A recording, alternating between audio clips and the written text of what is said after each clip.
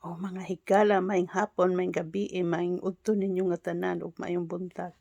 Kanina sad si Hubensya nga Bisaya kaayo. Na ako ipakita ninyo nga peting hinduta.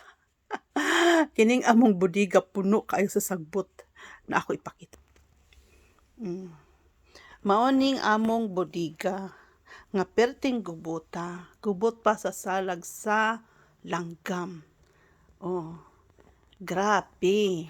Murag labayanan sa basura. Tan-awa ninyo. Unsa ka gubot aning budigaha.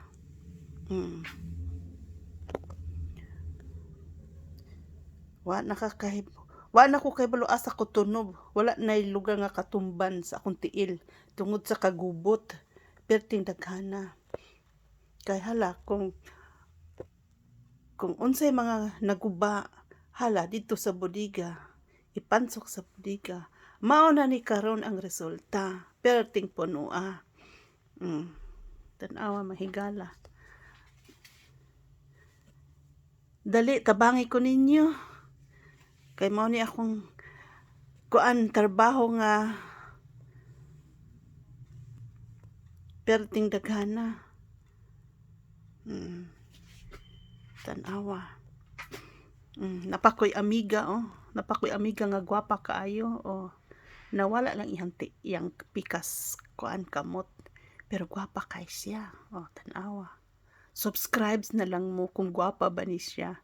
Kay gwapa gyud ni siya, cute. Muna si akong model kung manahi ko. Nya karon kay wala na ko'y time, kay trabaho lagi.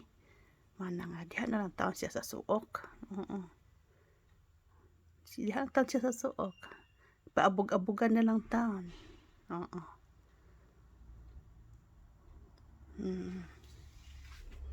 Mao ni among budiga nga perting gubota. Grabe.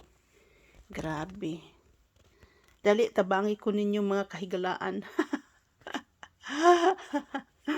Kung wa kay trabaho, kung free ka sa imong trabaho, pag abot din sa balay, continue na sad sa trabaho unon, way kahumanan. Ako na ning panguanon, trabahoon karon. Trabahoon ko ni karon para mahuman. Og mahuman basad ka nako ni ron kay perting gubota gyud. Perting yung buta, perting punuan ng budiga. Puro sagbot na lang. Hangtod sunod mga higala. Comment na lang mo.